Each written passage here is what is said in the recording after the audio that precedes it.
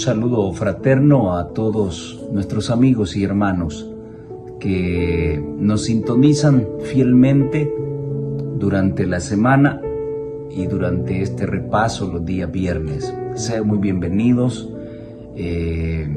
Esperamos que la lección de esta semana haya sido de mucho provecho, de mucha bendición y sobre todo de mucho estímulo para sumergirnos en la tarea de la predicación del Evangelio.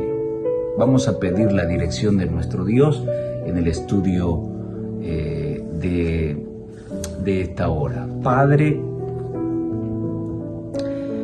gracias te damos, Señor, porque todavía tienes misericordia para nosotros. Te agradecemos porque eres un Dios de oportunidades.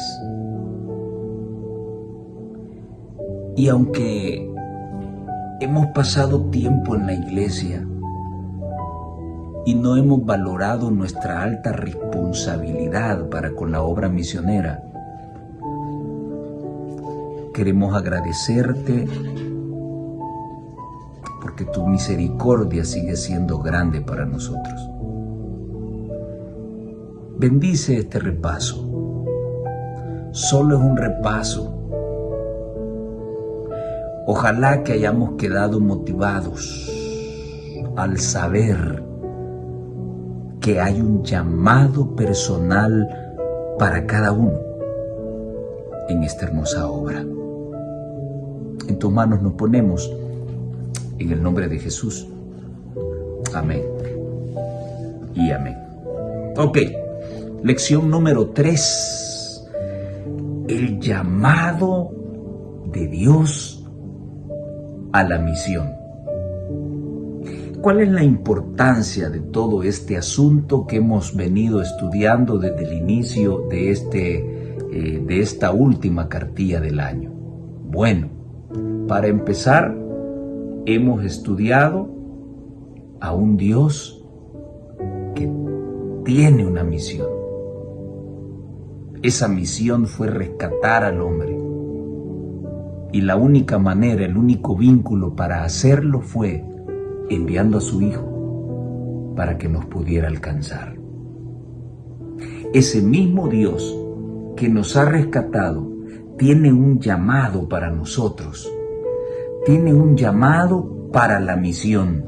Así como Él tiene una misión, de igual manera, Él nos ha otorgado el privilegio de hacer de la salvación de los hombres nuestra misión. Qué interesante. El texto clave lo encontramos en Hechos 1:8. Pero recibiréis poder cuando venga sobre ustedes el Espíritu Santo. Y me serán testigos en Jerusalén, en toda Judea, en Samaria y hasta lo último de la tierra. Muy bien, algunos aspectos interesantes sobre Hechos 1:8. Con esto inicia la lección y con esto termina también. En primer lugar, hay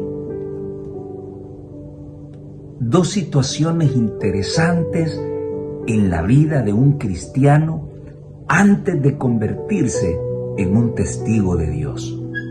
La primera es la recepción del Espíritu Santo. Y la segunda es consecuente a la primera, ya que el resultado de la recepción del Espíritu Santo se traducirá en la recepción del poder de Dios. Entonces, y solo entonces, hasta que hayamos recibido el poder del Espíritu Santo, entonces tendremos el poder para ser testigos de Dios. ¿En dónde? Bueno, traducido primero en nuestra propia casa y luego alcanzar al mundo. Me llama mucho la atención las palabras del autor en la última porción del día sábado.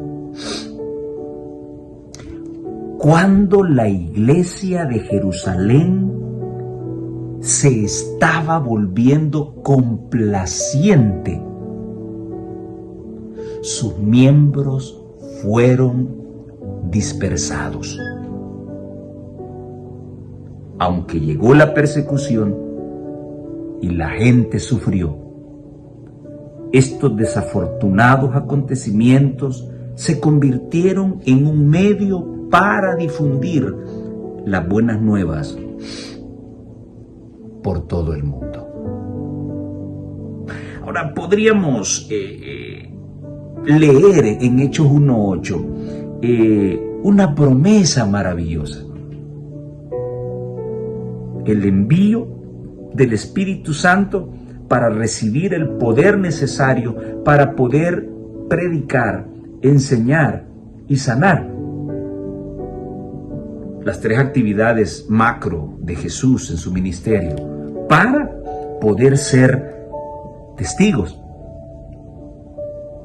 Ahora, hay algo muy interesante en esto, que lo hemos estudiado en la lección, porque al recordar las palabras de Mateo 28, del 19 al 20, donde el Señor le dice a sus discípulos que vayan. ¿Y por qué tenían que ir? Porque el judío común estaba totalmente arraigado. Y quizás voy a ir haciendo la parodia al mismo tiempo que voy mencionando algunas situaciones. El pueblo de Israel estaba seguro de que en ellos estaba la salvación. Traspolémoslo a la realidad. El pueblo adventista estaba seguro que el mensaje que ellos poseen, en él se encuentra toda la verdad para que el mundo encuentre luz y encuentre salvación. La misma situación. Muy bien. Pero ¿cuál era el problema con Israel? Bueno, el problema con Israel era que se engrandecieron porque eran el pueblo escogido de Dios, porque eran los custodios de la verdad de Dios. Y entonces, cuando la iglesia de Jerusalén comenzó a dormirse en sus laureles, cuando empezó a convertirse en una iglesia complaciente, Dios ideó un método para despertarla de su letargo y mandarla a predicar. ¿Cuál fue ese método? La persecución. Por eso es que para los discípulos fue extraño escuchar a Jesús cuando les dice: vayan a predicar el Evangelio. No les dijo: díganle a la gente que venga a Jerusalén porque aquí está la salvación. No, vayan ustedes. Y fueron. La iglesia se volvió complaciente. Y esta semana la lección nos mostraba el ejemplo de Pedro. Pedro era el apóstol de los judíos, pero Pablo fue el apóstol de los gentiles. Los israelitas comenzaron a compartir esa palabra entre ellos. Los discípulos comenzaron a predicar a Jesús entre ellos. Pero la idea de la salvación de Dios es mucho más grande de lo que el hombre puede percibir. Dios quería que los hombres tuviesen conocimiento de Él. ¿Cuántos? Toda la tierra en su plenitud. Entonces, como la iglesia se volvió complaciente, como la iglesia se conformó en saber que eran el pueblo de Dios, eran el pueblo elegido de Dios y que les fue confiada una verdad maravillosa para trastornar al mundo con el evangelio correcto, Entonces, lo que ocurrió es que comenzaron a corromperse.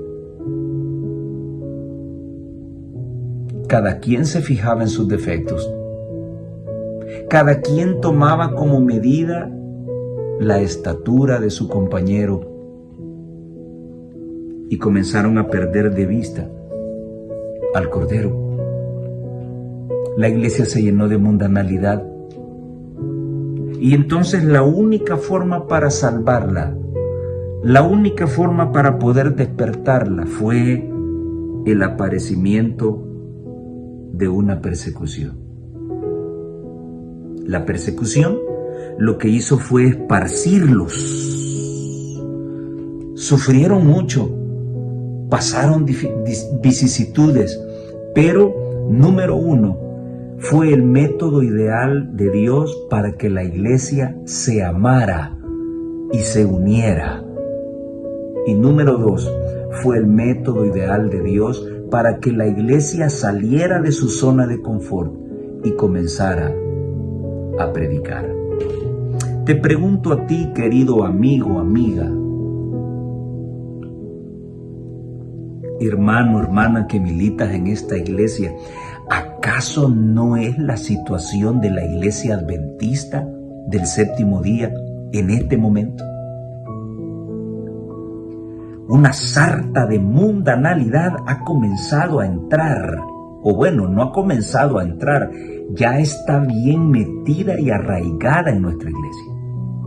Con cuánta facilidad se puede observar a ministros del Evangelio con credenciales para trazar la palabra de Dios, hablando cosas totalmente contrarias a la fe que hemos recibido como adventistas del séptimo día.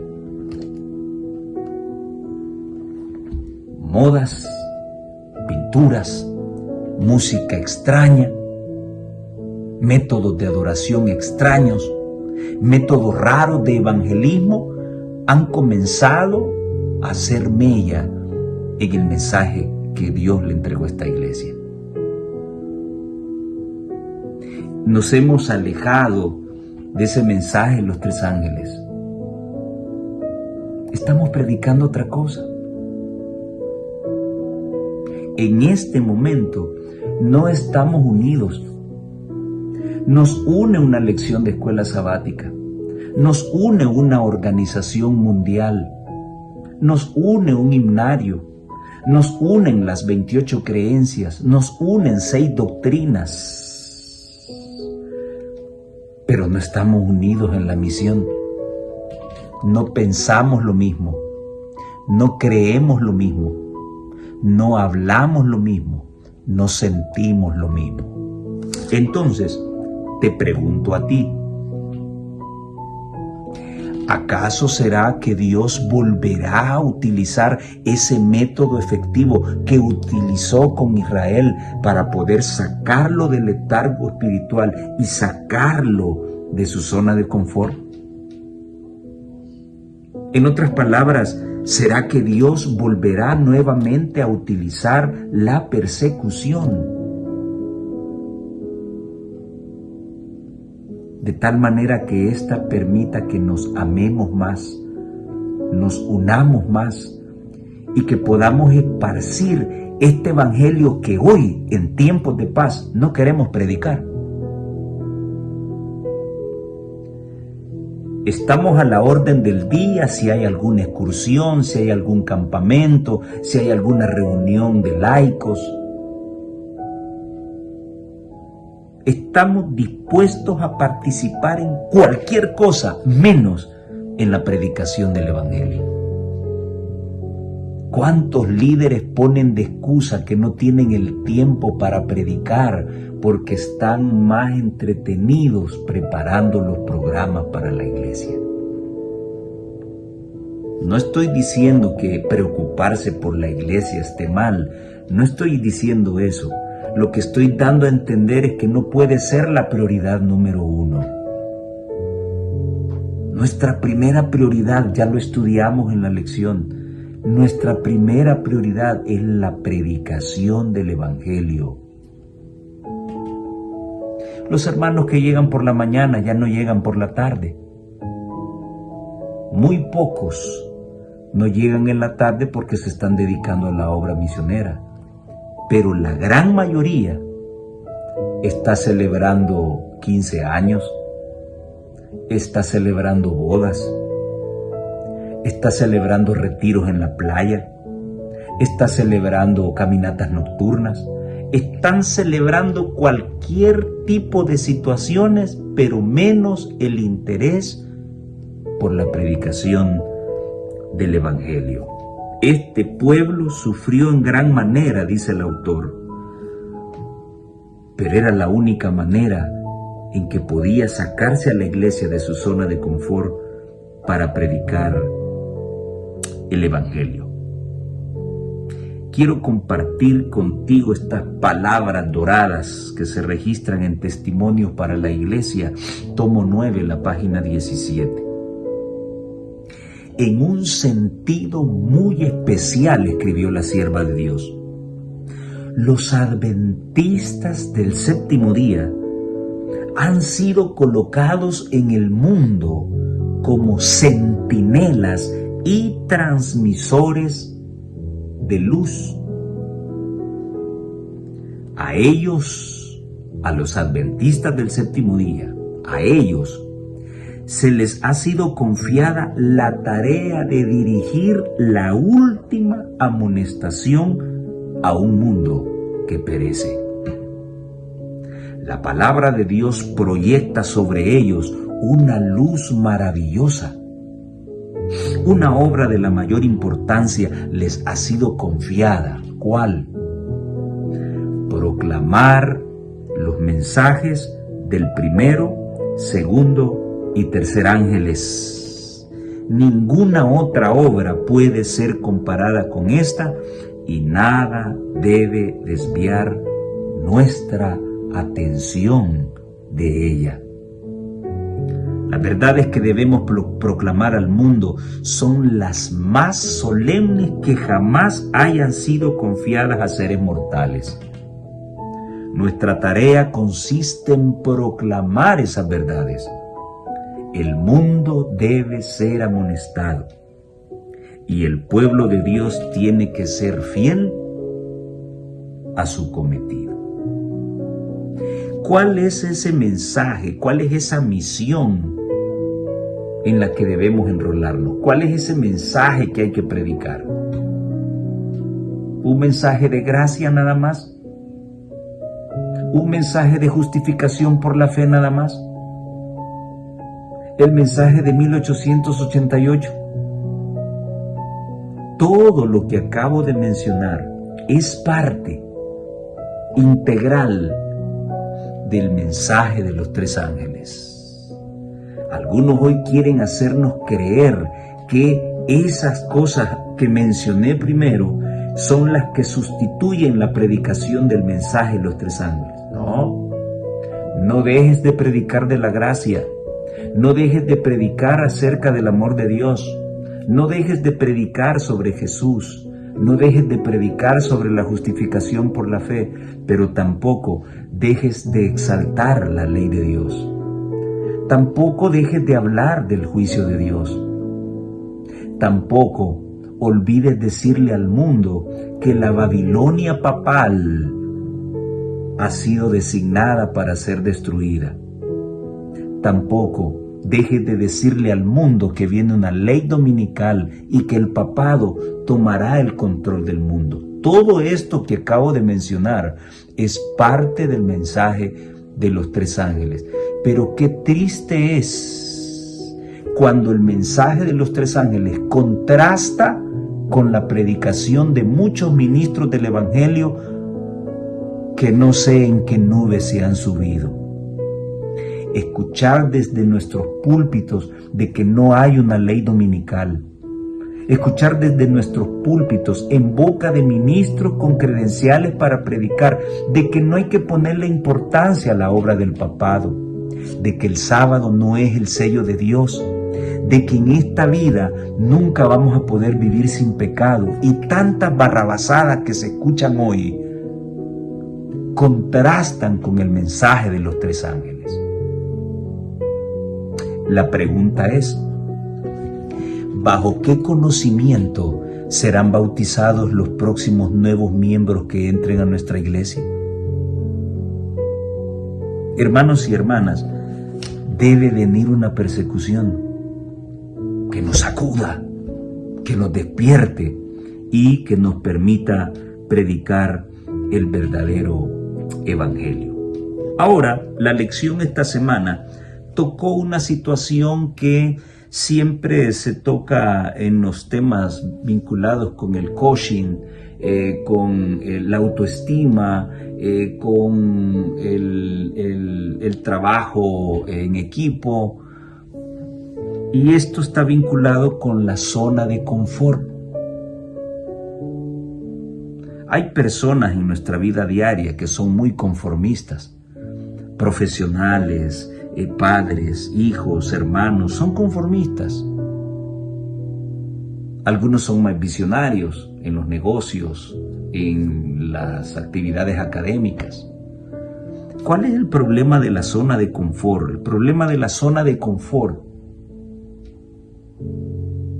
es que nos envuelve en entretenimiento, nos vuelve inactivos, nos permite utilizar toda nuestra capacidad y enfocarla en un área que no es muy productiva.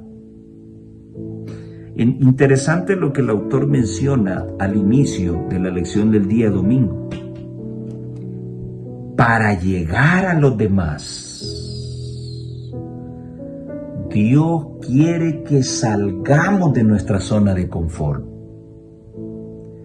El deseo de permanecer únicamente con los de nuestro propio linaje o clase étnica o social puede llevarnos al egoísmo y a la maldad. Este peligro es una de las lecciones que se derivan de la historia de Babel, y lo recordamos en la lección del domingo en Génesis 11 del 1 al 9. Y apliquémoslo a nuestra realidad. Yo he pasado por eso.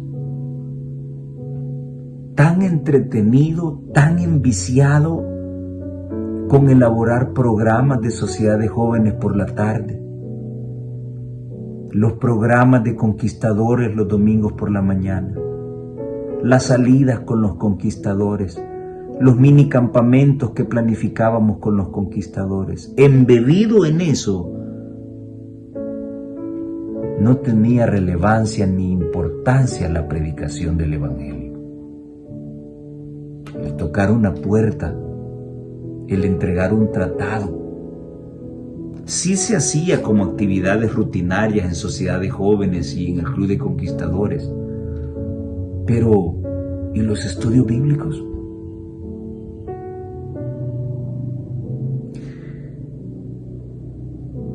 Ya es muy claro que en nuestras iglesias son las mismas personas los que a las 2 de la tarde se reúnen para ir a hacer obra misionera. ¿Dónde está la iglesia en general? ¿Qué hace? ¿A qué se dedica?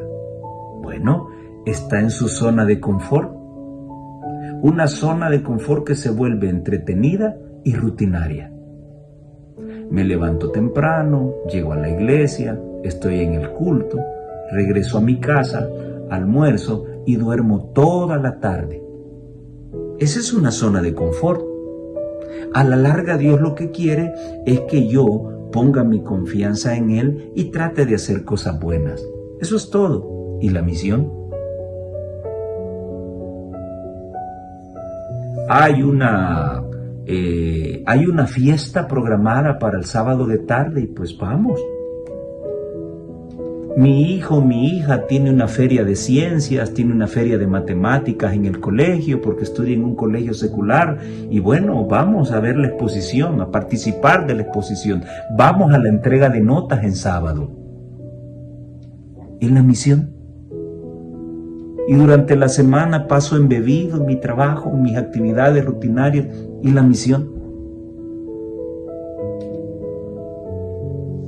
A veces cometemos el error de creer que ya estamos predicando a través de grabar una lección, a través de predicar desde un púlpito. Creemos que eso basta y es suficiente. ¿Dónde está la misión?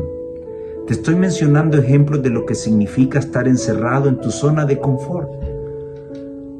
No me gusta ir a predicar porque hace mucho sol y Dios no quiere que me queme la piel.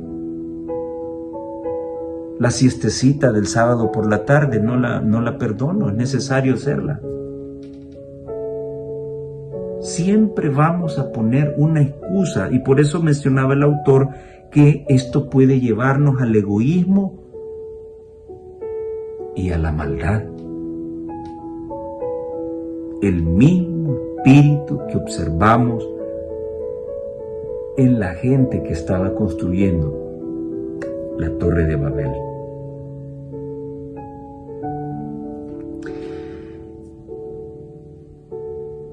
¿Qué vamos a hacer? No podemos seguir así.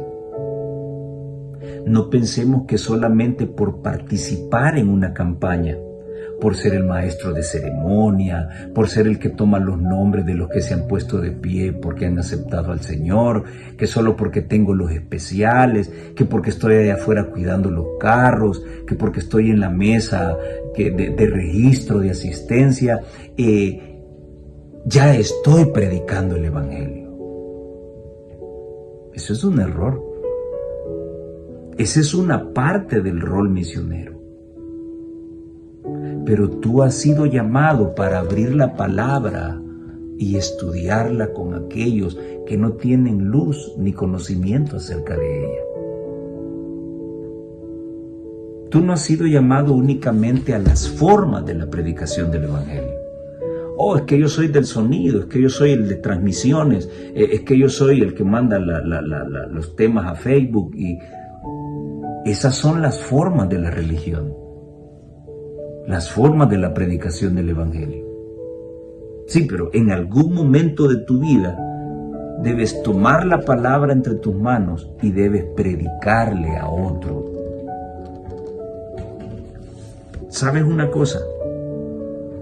Si solamente vives encerrado en tu zona de confort con los que piensan como tú, con los que creen lo mismo que tú crees, te digo que no vas a aprender mucho. Donde realmente vas a aprender y vas a sentir la adrenalina correr por tu sangre cuando te hacen una pregunta y no sabes responderla, es cuando te enfrentas con gente que no comparte tus mismas creencias. Estar en contacto con sus dudas, con sus preguntas, con sus argumentos, eso te obliga a escudriñar más. Y allí es donde verdaderamente aprendes. Pero si toda la vida pasas encerrado con los que guardan el sábado, ¿a dónde está el conflicto? Si todos creen lo mismo. Por eso es que a muchos no les gusta ir a predicar el Evangelio. No saben qué decir, no saben cómo redarguir, no saben cómo instruir en justicia. ¿Por qué? Porque no ejercitan su intelecto. Así es como se aprende. Interesante lo que Hechos 1:8 menciona.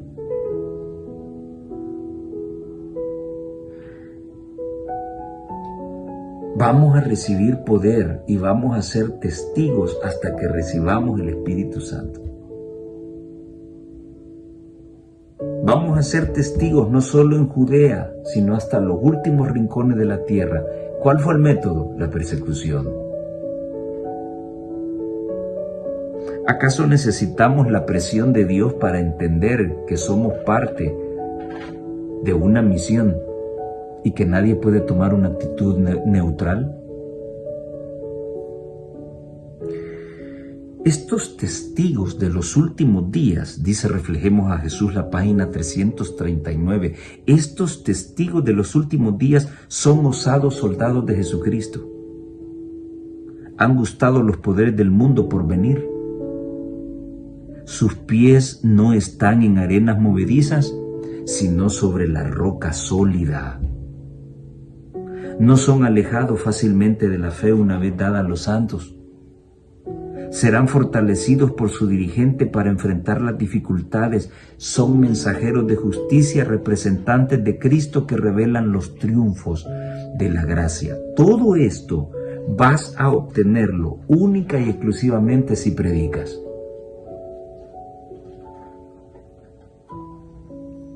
No lo olvides. En el reino de los cielos no habrán coronas sin estrellas. Cada estrella representa un alma ganada. Entonces, si no van a haber coronas sin estrellas, esto significa que aquellos que solamente se dedican a ser cucarachas de iglesia, que no salen de ahí, y nunca han sido testigos y han compartido con alguien la palabra, no pueden ser salvos.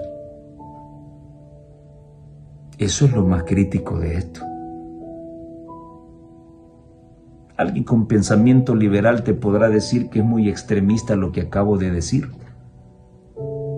Pero o sea, si no van a haber coronas sin estrellas en el cielo, quiere decir que los que han sido holgazanes en esta tierra no entrarán por las puertas de la ciudad. Eso es lo trascendental en esto. Ahora bien, ¿cuál es la importancia de esta misión? ¿Cuál es la urgencia de esta misión? La lección del lunes nos decía que nosotros somos una bendición para el mundo entero.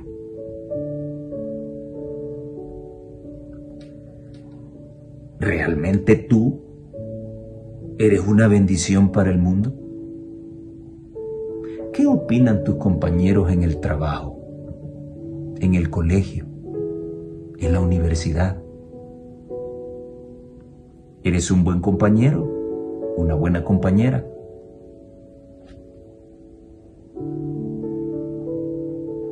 Todos se sienten felices cuando tú no llegas. Todos están deseando que te jubiles porque ya están hartos de soportarte por tanto tiempo.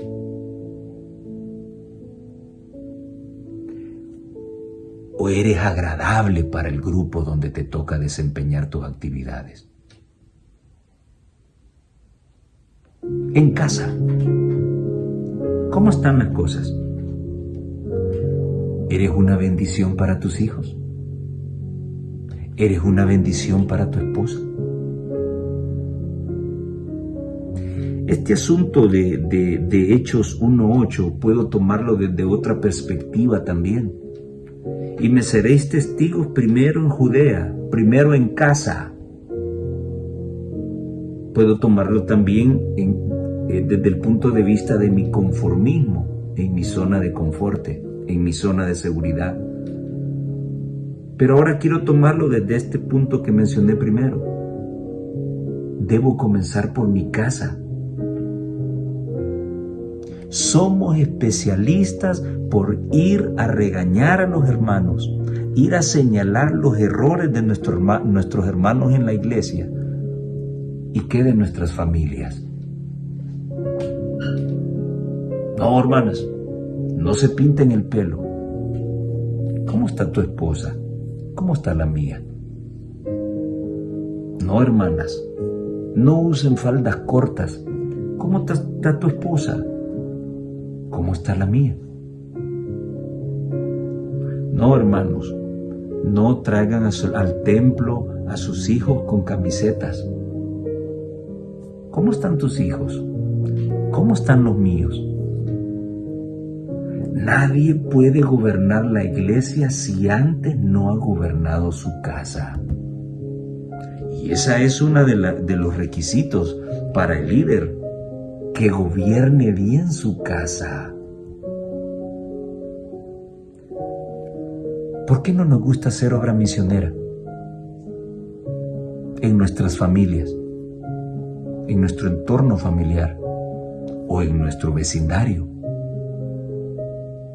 ¿Cuál es el testimonio que estamos dando?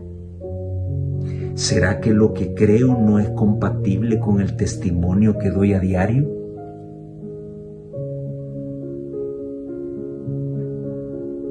Golpeo a mi esposa, maltrato a mis hijos, digo malas palabras, grito, escucho música mundana en la semana. El vecindario conoce todo eso de mí. Y ahora voy a ir a tocar una puerta, a hablar de un evangelio que puede convertir a otros, pero que no me ha convertido a mí. Esa es una de las grandes razones por las cuales no nos gusta predicar en nuestro entorno familiar ni en nuestro vecindario, porque conocen realmente quiénes somos. Y entonces esta palabra no es creíble para ellos. Vale la pena recordar el título de esta lección de lunes. Debemos ser una bendición para el mundo entero. Una tremenda bendición. En esta lección aprendimos que Dios cumple lo que promete. Dios le prometió a Abraham darle una descendencia y así lo hizo. Y en la lección se nos presenta el ejemplo de Abraham. Dios le dijo que se fuera de su tierra y de su parentela y de la casa de su padre a la tierra que él le mostraría. Sí, pero no le dijo qué tierra era. En ese momento no le dijo qué tierra era, ni tampoco le dijo el tiempo exacto en que él le mostraría esa tierra, el tiempo exacto en que sus ojos verían esa tierra. Voy a hacer de ti una gran nación y te voy a bendecir y voy a engrandecer tu nombre y serás bendición. Bendeciré a los que te bendijeren y a los que te maldijeren, maldeciré. Y benditas serán en ti todas las familias de la tierra. Vuelvo a repetir, ¿eres bendición para tu vecindario o eres maldición? ¿Será que la historia de Jonás se repite en ti? ¿Hay desgracia en tu vecindario porque tú estás desobedeciendo a Dios? Estoy tratando de darle una connotación práctica a la lección. Yo sé que tú la has estudiado, sé que la has entendido. Por eso estoy engarzando la realidad con la parte teórica que hemos aprendido esta semana. Supongamos, dice el autor en la parte final del día lunes, supongamos que Dios te llama a salir y pronto vamos a recibir ese llamado. Vale la pena meditar en esta parte que el autor colocó al final. Supongamos que Dios te llamara a salir sin saber a dónde vas. ¿Cómo responderías? ¿Y por qué? A Abraham no se le dieron indicaciones precisas. Él tomó la decisión de salir y obedecerle a Dios. Y en toda su historia podrás darte cuenta que ese fue el factor común de su vida. Obedecer a Dios sin haberle visto. muy pronto tú y yo recibiremos el llamado de salir. ¿De salir de dónde? Salir de las ciudades al campo.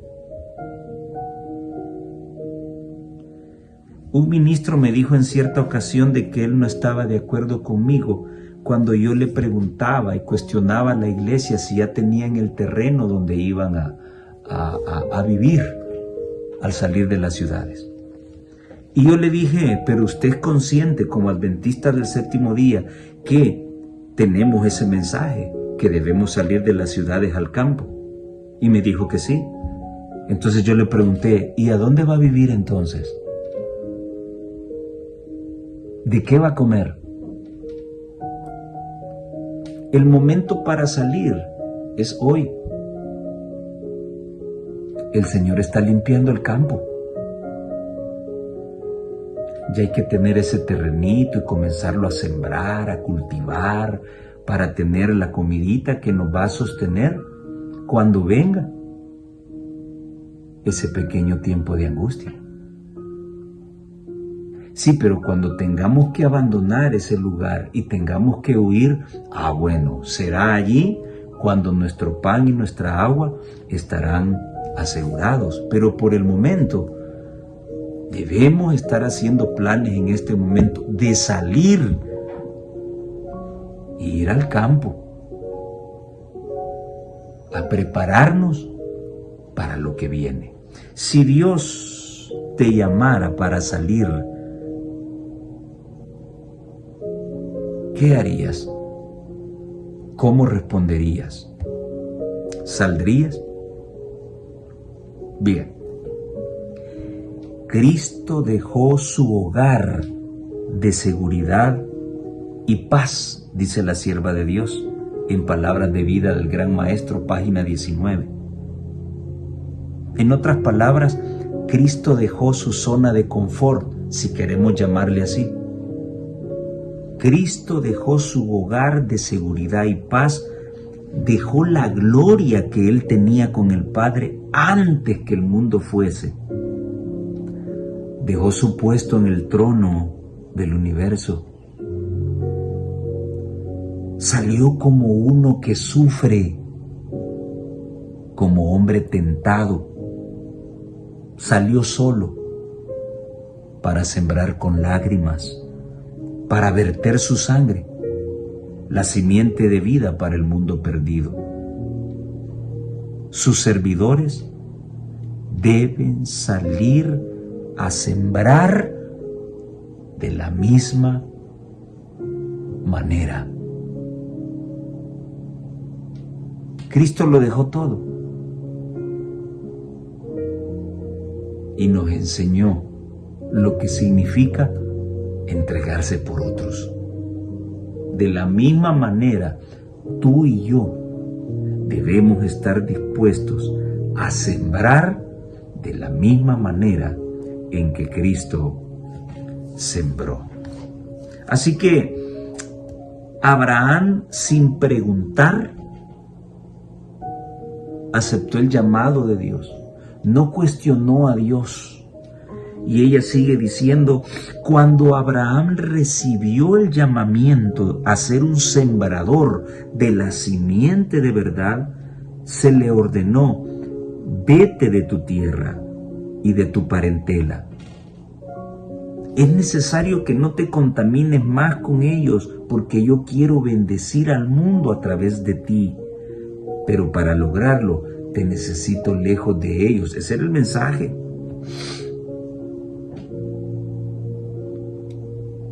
Y salió sin saber a dónde iba.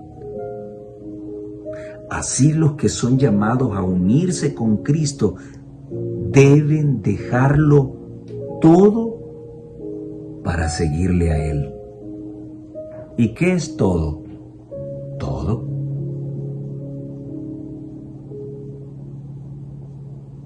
¿Y eso significa dejar mi mala forma de vestir? Sí. ¿Y eso significa dejar los estilos de adoración que no son compatibles a lo que Dios pide? Sí. Y eso significa dejar la mala alimentación que tengo. Sí, y no quiero que confundas una cosa con la otra. Yo no estoy hablando de esa persona que está derrotada por las drogas, por el alcoholismo, por la prostitución, por el vandalismo, que se encuentra con Jesús. ¿Va a dejar su forma de vestir? ¿Va a dejar esto, lo otro, aquí? ¿Va a dejar su alimentación? En este caso, estamos hablando de un encuentro personal con Jesús. El único requisito para la salvación es abrir el corazón y aceptar a Cristo.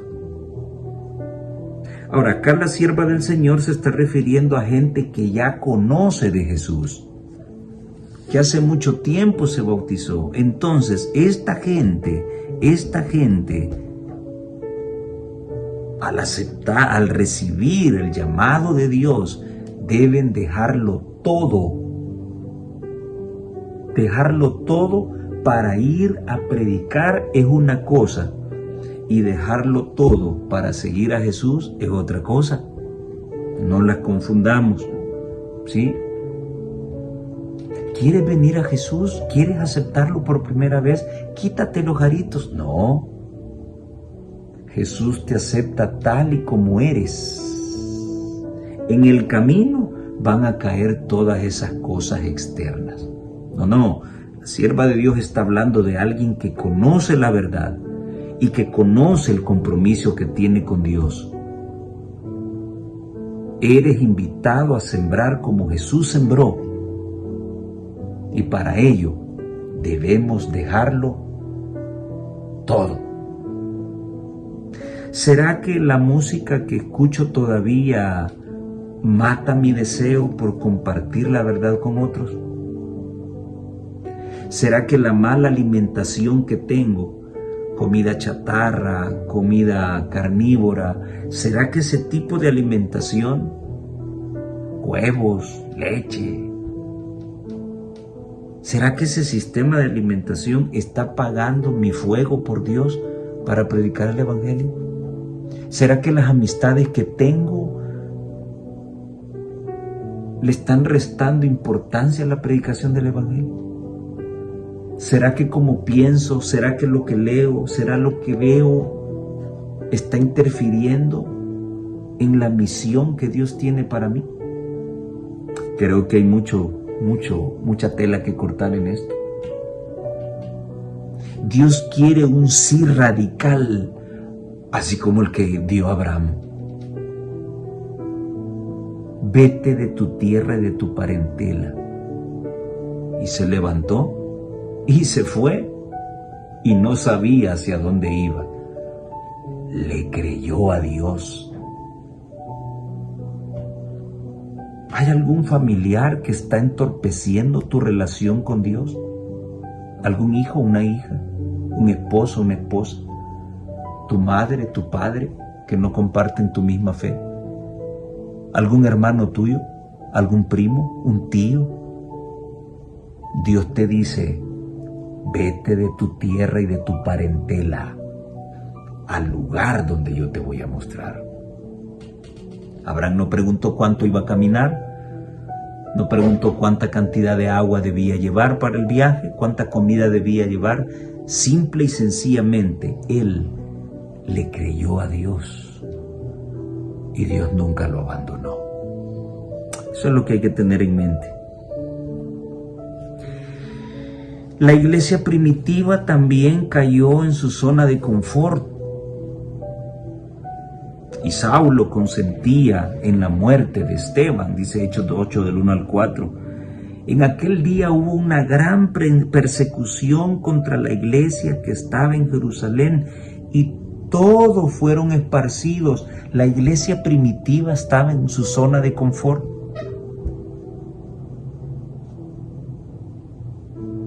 El sábado al culto, que la escuela sabática, que el misionero, que el promotor, que los cantos, que la música. que los 10 minutos, que plataforma, que la sociedad de jóvenes, que el club. Zona de confort. Zona de confort. Nadie se molesta. Un día en una iglesia vi a un hermano paralítico que llegó de visita y no había nadie que lo llevara a su casa.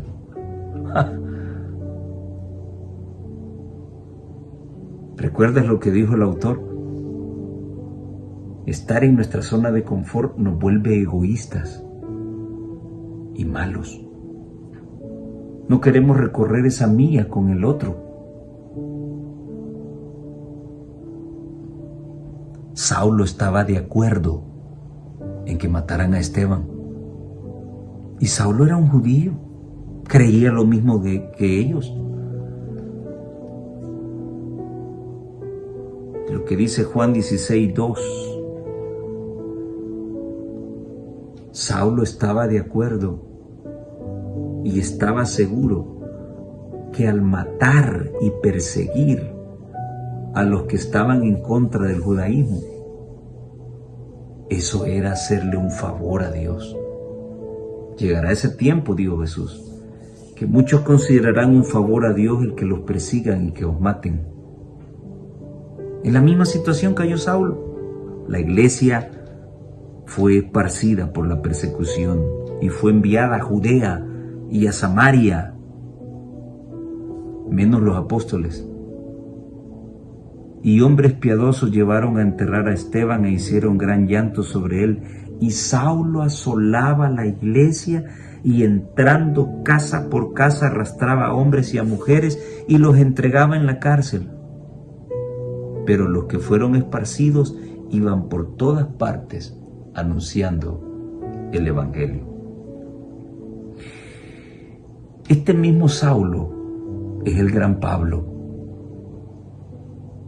Y por eso es que él menciona en una de sus sus cartas que así como en el mundo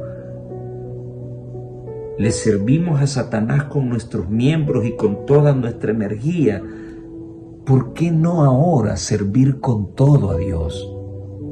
Y allí está.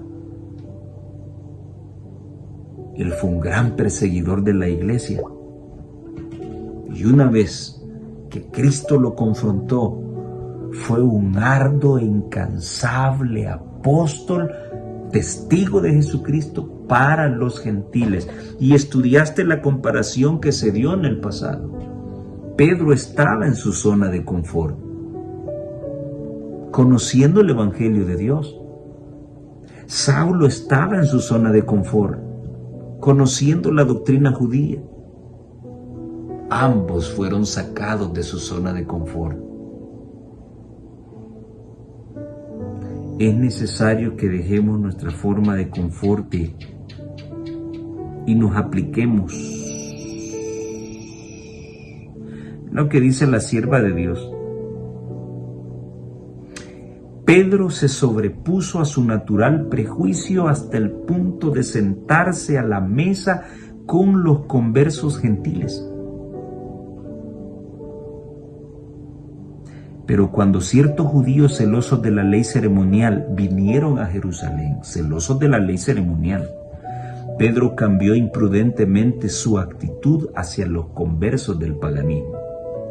Esta manifestación de debilidad de parte de aquellos que habían sido respetados y amados como dirigentes hizo la más penosa impresión en la mente de los creyentes gentiles. La iglesia estaba amenazada por un cisma, pero Pablo, que vio la subversiva influencia del mal hecho a la iglesia por el doble papel desempeñado por Pedro, la doble cara, o sea que la doble carita no se le había quitado a Pedro. Yo estoy dispuesto de ir a la muerte contigo, Señor, le dijo. Pero lo estaba negando, doble cara. Allá estaba sentado con los conversos gentiles. Sí, pero cuando le reprocharon su actitud, le dio la espalda. Doble cara. Pablo le reprendió abiertamente por disimular así sus verdaderos sentimientos. Pedro vio el error en que había caído y se puso a reparar inmediatamente el mal que había hecho hasta donde pudo. Dios, que conoce el fin desde el principio, permitió que Pedro revelara esta debilidad de carácter a fin de que el probado apóstol pudiera ver que no había nada en sí mismo por lo cual pudiera enorgullecerse. ¿Acaso la experiencia de Pedro y de Pablo no se repite en nuestras iglesias hoy en día? ¿Cuántos hermanos de doble cara conoces en tu iglesia local? ¿Tú tienes doble cara? ¿Tienes dobles sentimientos? ¿Te vendes al mejor postor por conservar tu posición, tu prestigio, tu fama? Encuentra en esta poderosa historia un ejemplo maravilloso de lo que significa equivocarse y reconocer sus errores. Bueno, queridos hermanos y hermanas, necesitamos salir de nuestra zona de comodidad, de entretenimiento. Y así como fuimos creativos para pecar y preparamos todo lo necesario para poder llevar a cabo nuestro pecado, ahora que somos de Dios, debemos estar dispuestos a dejarlo todo por Él. A la larga, recordemos que Dios nos llama y tiene una misión para nosotros. ¿Cuál es esa misión? Predicar el mensaje de los tres ángeles y ser bendición para el mundo. Tenemos la teoría. Ahora viene la parte más complicada. Vivirlo. Ponerlo en práctica. ¿Y cómo sabremos que así lo hemos hecho? Bueno, cuando otros se acerquen y nos digan: últimamente he estado viendo algo raro en ti. ¿Cómo? Sí. Hay una extraña luz en tu rostro. Hay un extraño accionar. Algo que no tenías y que ahora es bueno. ¿Qué has hecho? Todo esto revelará que Dios está haciendo cosas grandes en ti. Cambia tu rostro. Recuerda, tenemos el alto compromiso de que otros vean a Jesús a través de nuestro rostro. ¿Cuántos no quieren acercarse a ti por la carita que tienes? Esa cara de pocos amigos. Te lanzo el desafío. Cámbiala. Es el primer gran testimonio. En Cristo, todas las cosas son hechas nuevas. No hay razón para ser malcriados, celosos, pleitistas, malpensados, amargados. No hay razón. Cristo lo hace nuevo todo. Y su luz, su rostro, debe reflejarse en nuestros rostros. Para lograrlo, debemos salir de la zona de confort y aceptar el llamado de Dios sin preguntar, así como lo hizo Abraham. Que el Señor te bendiga. Nos vemos en la próxima.